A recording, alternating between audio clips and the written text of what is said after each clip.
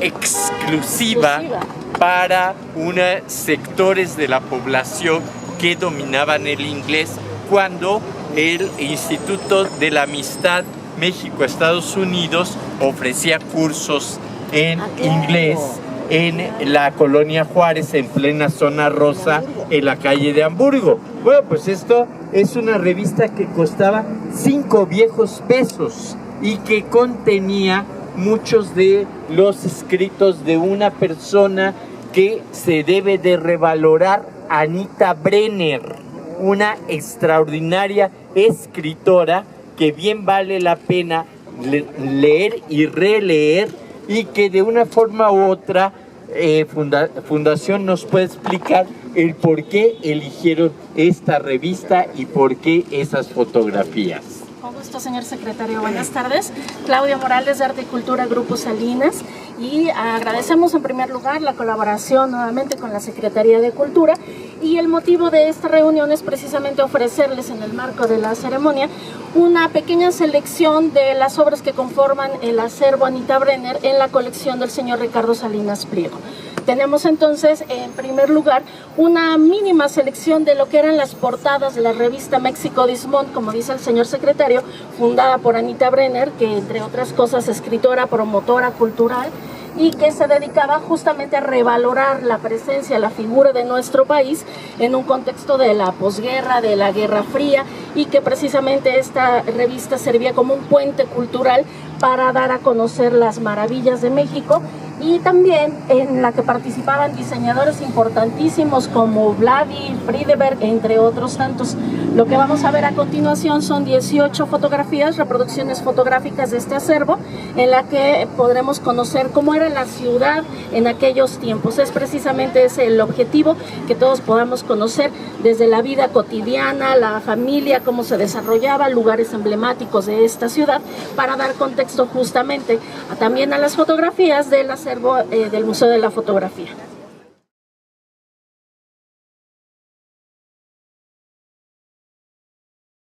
Colonia Roma. Esta casa, ubicada aquí atrás, en la calle de Chihuahua, aún se mantiene gracias a el interés personalísimo de las señoras Gómez Haro. Y en esta casa, diseñada por el arquitecto Prunet, aquí se filmó la película Él, de Arturo de Córdoba, una película de culto maravillosa que ocurre toda dentro de las instalaciones de esta maravillosa casa, que sigue viva y manteniéndose, y es emblema fundamental de la presencia del Art Nouveau, sin ninguna adición, en la colonia Roma. Guadalupe, ¿tú quisieras comentar algo sobre la casa? Sobre la casa en particular no, pero sí hacer mención de que son de las pocas que fueron Art Nouveau en la colonia Roma, y milagrosamente, como acabas de decir, se conservan. Hay otras 2 o 3 en malas condiciones, esta está bastante bien y funcionando, lo cual pues hay que celebrarlo, ¿no?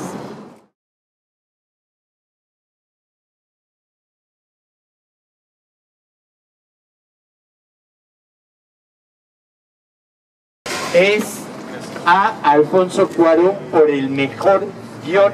Roma es, sin género de dudas, una película con causa, una película que nos permite reflexionar desde los momentos difíciles de una ruptura matrimonial, y la presencia constante en esa clase media, en esas clases altas, de las nanas, personajes que suelen ser, ya lo tenemos el primer gran ejemplo en Hasta no verte, Jesús mío, en donde Elena Poniatowska recupera en la memoria a su queridísima nana Jesusa Palancares, que es, como dice ella, su madre mexicana, aquella que a la emigrante que llega a el país de su madre, que habla francés, le enseña los modismos y la manera de ver de los mexicanos.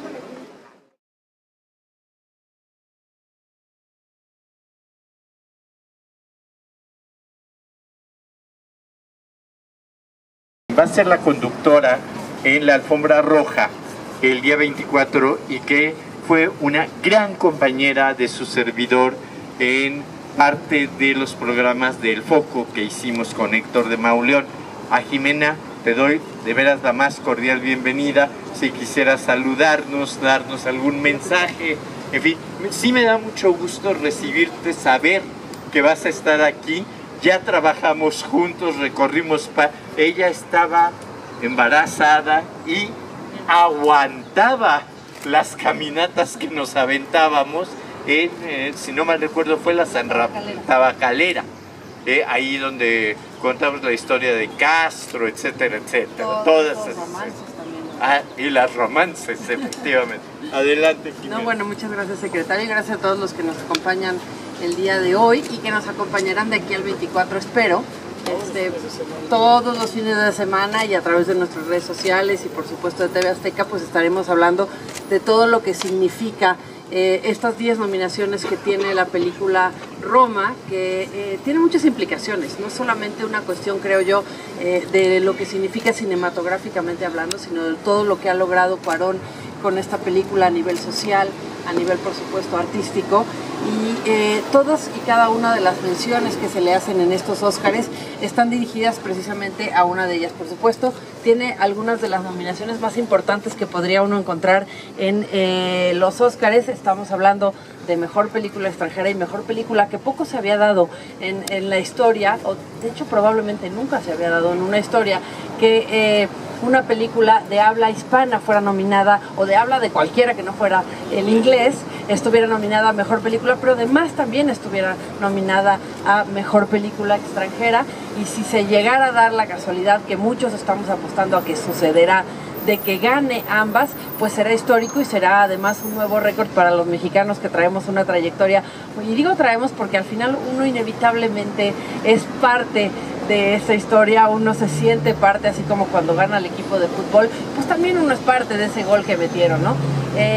Pues bueno, básicamente creo que si esto sucede, pues será la primera vez que también se ganará en estas dos categorías al mismo tiempo o el mismo año. Y pues sería una ganancia histórica. Además, bueno, pues hay algunas otras nominaciones que son muy importantes.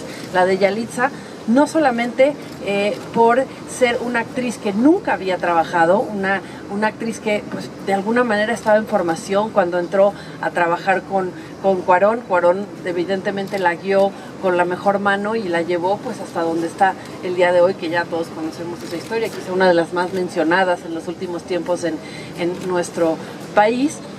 Además de, bueno, pues a tomar precisamente, como usted bien menciona, secretario, una de las banderas que quizás se hacen más importantes ahora en unos años en los que la mujer se ha convertido pues en una protagonista en la historia después de muchos años de no haberlo sido.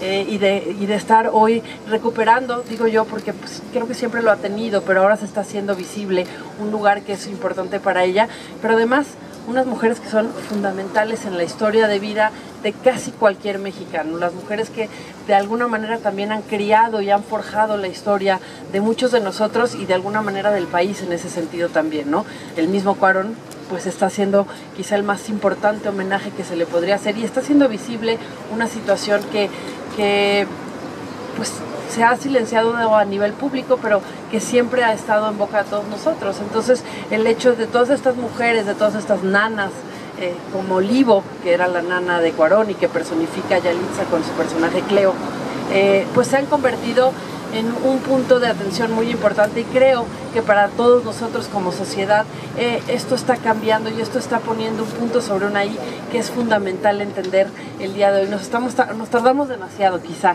en llegar a esto y hacía falta una película como la de Cuarón para hacer notorio una situación que es tan del día a día de todos nosotros. Y eso, bueno, por decir algunas, ¿no? Evidentemente el hecho de que se haga en una colonia que es quizá una de las más emblemáticas, usted me lo sabrá mejor que todos nosotros, secretario, una de las colonias que recorrieron muchos de los personajes más importantes de nuestra historia, una colonia que Porfirio Díaz en su momento piensa para la gente, digamos, más pudiente, podría decir yo, sería un término correcto en un momento dado, y se nota en la arquitectura de prácticamente cualquiera de las calles, en cualquiera de las esquinas que uno voltee en la Roma. De hecho, estamos en una bastante emblemática. La más emblemática quizá. Estamos justo frente a Casa Lam, y Casa Lam eran las oficinas de venta del fraccionamiento de la Roma.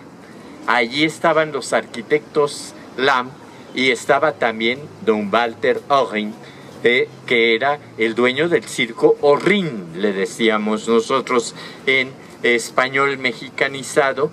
Y esta casa, que fue durante mucho tiempo la Escuela República de Yucatán, Escuela Primaria Federal República de Yucatán, y todo el mundo dice República, claro que fue República Yucatán, y esa escuela honraba ese momento histórico de la península de Yucatán entre los años 40-60 del siglo XIX. Se convirtió en un lugar abandonado que, a pujanza y a convencimiento de Guillermo Tovar de Teresa, las hermanas Gómez Haro adquieren el inmueble y crean el Centro Cultural Casa Lam. A partir de ese momento, la vida de la colonia cambia radicalmente y adquiere una característica culturalizante que sigue vigente a través de sus múltiples galerías. De aquel lado está un edificio que va a ser también emblemático, Balmori, en donde estuvo el cine más importante de los 4 cines que tuvo la colonia, el cine Balmori, y fue sede de un personaje fundamental en la vida de la colonia, Carlos Balmori, el mejor bromista que existió en los años 20 en nuestro país. Ya la maestra, que ya se me perdió, la maestra Guadalupe, ella ya nos contará sobre don Carlos Balmori y su personaje real, que era Conchita Jurado, una mujer que no vivía aquí, pero que parecía que era la dueña de la colonia. Entonces sí, en efecto, nos encontramos en una de las esquinas más emblemáticas, y qué bueno que en esta esquina se hace la mención a mejor sonido. Yo ya le daría el Oscar desde ahorita, porque el sonido de Roma es irrepetible. El susto que me dieron las olas en la playa de atrás fue genial en el Teatro de la Ciudad. Y la forma en cómo oía uno el diálogo, se oía el agua por acá, el canario y el perro corriendo, eso es extraordinario. La técnica de Skip Livensky, de Sergio Díaz y de Craig Henningham son verdaderamente merecedores de nuestro reconocimiento desde este momento. Yo estoy segurísimo que ese sí nos lo vamos a llevar sin género de dudas. Ya vi las otras películas y no tienen ese sonido. No, y permítame sumar, si usted me permite, que además Cuarón ha cuidado mucho, no solamente la realización del diseño sonoro en la película, sino cómo podemos escucharla nosotros los espectadores. En todas las funciones que se hicieron en diferentes partes de la ciudad o incluso del mundo, ellos, el equipo de Roma entero, iban e instalaban equipos especiales para que el sonido fuera un sonido Dolby 7.0, sumamente cuidado, y todos pudiéramos escuchar, como usted bien menciona, desde atrás las olas o cualquier otro sonido de manera circular, digamos. Vale. Ustedes están sentando las bases para un recorrido de turismo cinematográfico que la Secretaría de Turismo evidentemente va a desarrollar. Estamos grabando, sigan por favor. ¿Quieres contar a Balmori? ¿Ahorita? Bueno, Carlos Balmori, como ya bien dijo el secretario, no era un hombre, era una mujer. Era una mujer llamada Conchita Jurado. Está jalando. Ahorita va a salir bailando como el jarabe tapatío, pero ya. Entonces, esta señora, de 67 años de edad, se hacía pasar por un señor llamado Carlos Balmori, y realmente su actuación debe de haber sido fantástica, porque leyendo las anécdotas que cuenta su secretario particular, que escribió un libro de este tamaño, uno no puede concebir cómo gentes del más alto nivel político, económico, social, le creían a este señor y confiaban en su riqueza, en sus posibilidades económicas, en sus relaciones internacionales, en lo que iba a poder hacer con el dinero que iban a desarrollar juntos. Le creían en las empresas que tenía, le creían dueños de bancos en Canadá y en diferentes partes del mundo, le creían todo. Y una vez que ella se confesaba y les decía que había cometido pues una broma con ellos, esa gente que había sido engañada se sumaba al ejército de balmoreadores, porque lo que cometían era una balmoreada, y entonces seguían con la siguiente personalidad, y todos, absolutamente todos cayeron, hasta que la pobre Conchita pues falleció de un problema pulmonar, si no me equivoco, pero realmente dejó huella, y deberíamos hacer algo, porque su tumba está en el Panteón Español, y tiene ahí, hay unas fotos, yo no la conozco la tumba, pero he visto las fotografías. Tendríamos que hacer algo por ir a ver esa tumba y darle una restaurada, seguramente necesita, porque sus admiradores que se formaron séquito le pusieron en su tumba las imágenes de las más famosas bromas llamadas balmoreadas. Entonces, bueno, pues ese personaje va a andar rondando también en la Roma en estas fechas. Gracias. En efecto, Carlos Balmori y Conchita Jurado van a guiar los tranvías turísticos dentro de una semana. Vamos a tener el homenaje a estos dos personajes, uno ficticio, pero que generó gran interés por la colonia y por sus fechorías simpáticas, eran bromas muy pesadas pero simpáticas, y la otra, Conchita, que a mí me parece que era una actriz de lo mejor, porque se casó, y dicen que Álvaro Obregón fue el testigo de esa boda que se celebró aquí en el edificio Balmori, y el juez era parte de los balmoreadores.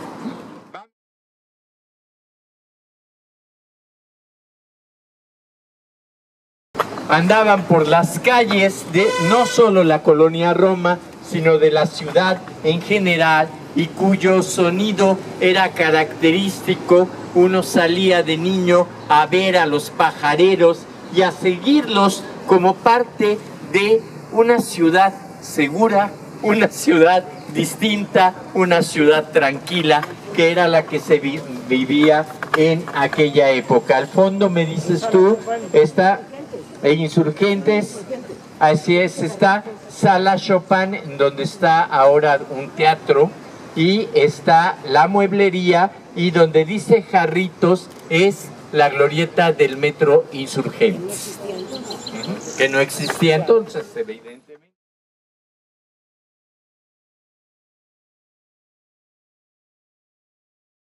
Quijedo, podían ver que el tranvía pasaba por allí, el tipo de vehículos que son más o menos los que pues se utilizan. A mí me encanta esa parte de la película en donde se compran el lanchón que no cabe en el garage y que cada vez lo choca la mujer.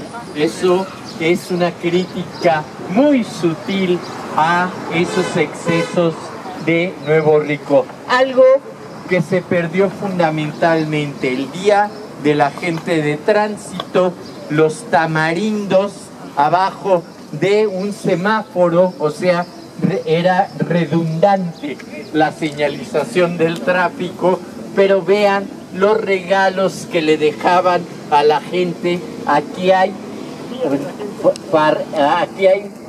jarritos, creo yo, fantas, hay bebidas espirituosas como sidra, hay café, azúcar, algún regalo importante en esa caja. Y era la época en que el diario Esto era el más emblemático de cualquier puesto de periódicos. Esto es en Bucareli, Tacuba. Sí, aquí está el Palacio de Minería, tienes toda la razón, y aquí está donde ahora está la Maison Kaiser, que antes fue Los Girasoles. ¿Quién no se subió a alguno de estos camiones de 40? No eran de 50, los de 50 eran más modernos. Lo que nos llama muchísimo la atención, gracias a Alejandro Sordo, que es muy fijado, es el reflejo de que un Mercedes, me dice, ¿eh? Es un Mercedes-Benz. O sea, estamos en Paseo de la Reforma, eso es evidente. Era el lugar en donde podían circular ese tipo de vehículos de lujo de importación, porque no se vendían en México, se tenían que mandar traer del extranjero. Esta fotografía a mí me encanta, es Avenida de los Insurgentes entre Niza y Abre. Este edificio lamentablemente fue demolido, este edificio también cambió su fisonomía. Tiene usted toda la razón, amiga, qué bueno. Es Reforma, es la glorieta de Colón. Entonces, esto es el edificio Anáhuac. Exacto. Y ahora está la Torre Contigo, ¿no? ¿Y dónde está el Sambors? Aquí está el Sambors de la Fragua. Sí. Y la moda es como de los 60.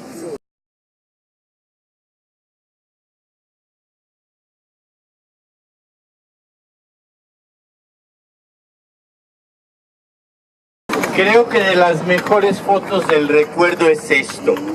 O sea, ahora estamos en el revival del long play del disco. Es aquí a donde íbamos nosotros a Discolandia a comprar los sellos más populares. Eran Orfeón, era Coro, y la tienda con los sellos más exclusivos estaba aquí en la Roma.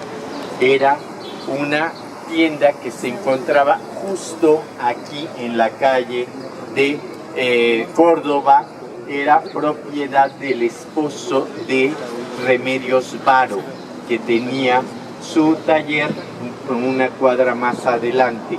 Allí encontraba uno los mejores discos de Europa y de los Estados Unidos. Esta era una tienda muy popular. Me encanta, señoras, cuando se hacían ese crepé que se mantenía durante una semana gracias al spray y a dormir con la cabeza envuelta en papel higiénico.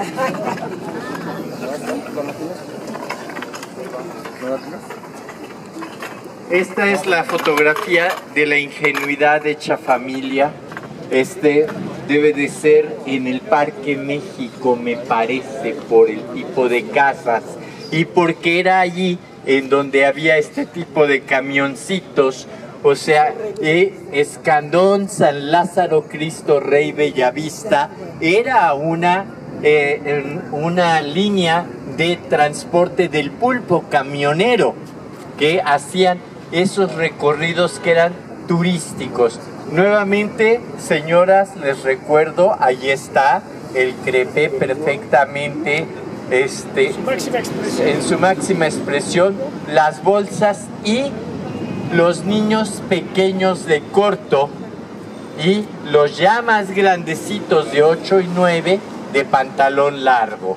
Y veo que es como de los 60 porque ya tiene melenita el niño, como tipo Monkey o Beatle, ¿no?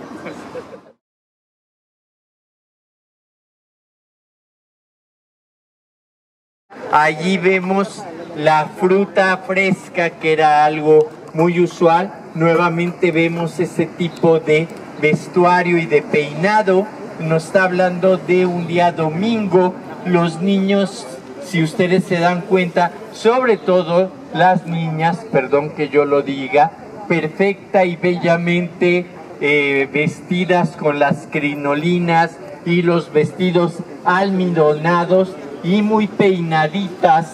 Eso indica que estamos hablando de un domingo en la Alameda muy distinto del que vivió el pintor Diego Rivera.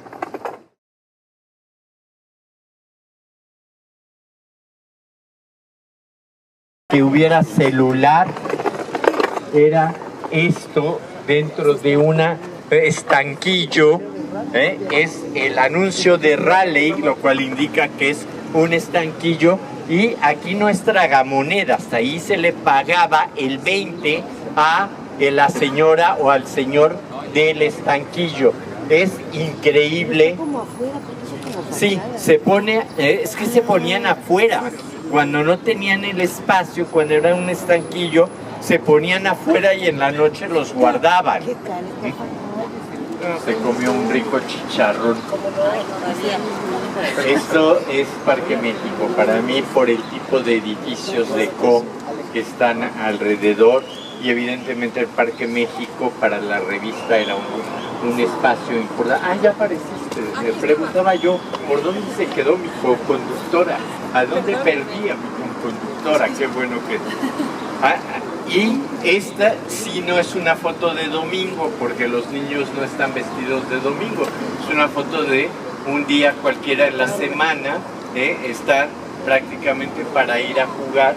Y lo interesante son las expresiones que tienen los niños, la expresión de este niño que están viendo hacia algo que está ocurriendo en algún momento dado y que no nos podemos imaginar que puede ser. Dos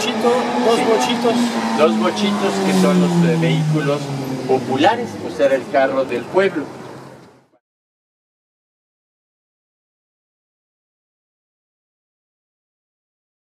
En la calle de Génova y Hamburgo. Esta mujer debe de haber salido del salón de belleza que estaba arriba del Kinneret. Frente estaba la escuela de modelado de Pilar Candel, que era así como el non plus ultra de enseñanza de buenos modales y para el modelaje. Algunas de estas casas sí persisten en esa área, pero es cuando no era peatonal, pero es también cuando, bueno, se dan cuenta de que parece ser que la señora maneja también como Marina de Tavira en la película, porque la defensa no está en las mejores condiciones, y también aquí tiene un golpe y se estaciona en donde quiera. Eso era algo terrible. A mí me tocó ver en este restaurante Kinneret, era el lugar en donde intelectuales de la talla de Agustín Yáñez se reunían por las tardes, y me tocó ver bajar de un vehículo a una María Félix con un abrigo de leopardo y con guantes, etcétera, y sombrero, que entró a sentarse a la mesa en donde estaban Novo, Agustín Yáñez, etcétera, y vi también cómo María Félix podía hablar de tú a tú con cualquier intelectual. Era una mujer muy culta, muy culta, y eso es algo de lo que se habla poco, pero que hay que resaltar.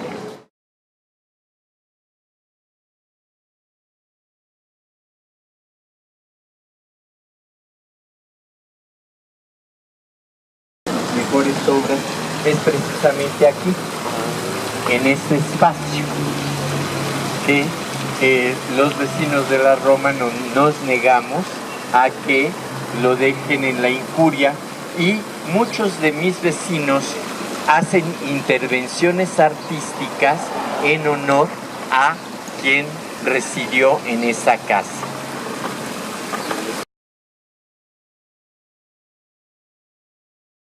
Avenida Jalisco, es decir, Álvaro Obregón, donde estamos nosotros caminando, y había todavía una cantidad importante de baldíos.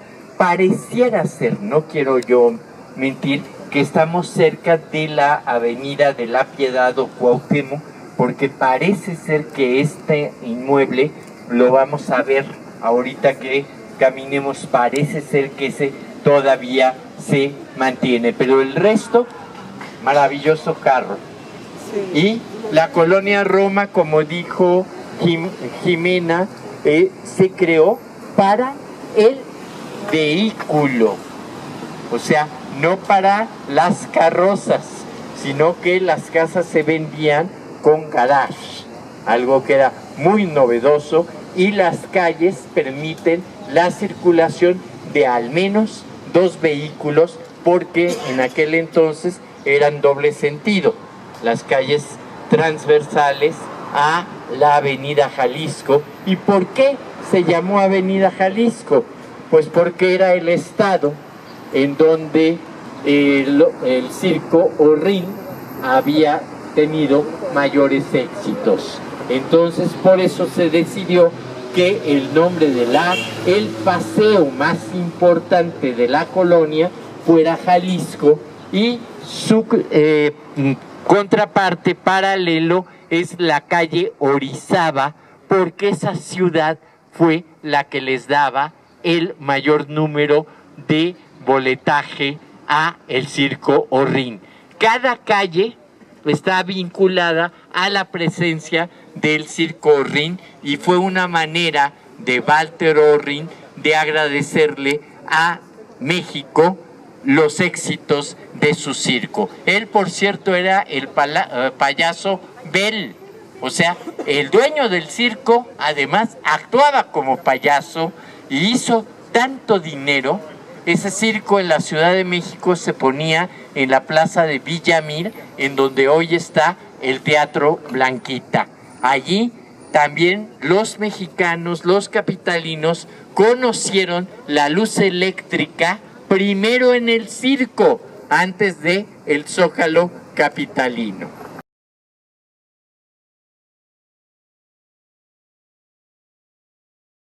Yo lo que amo de la colonia Roma es donde anda Mayela, allí ya la vi, lo que ella lucha muchísimo. La colonia Roma se hizo a nivel de los paseantes, a nivel de los ciudadanos, a nivel de los peatones, además de considerar al vehículo. Lo que se buscó los arquitectos LAM es hacer una zona perfectamente confortable para quienes la vivieran.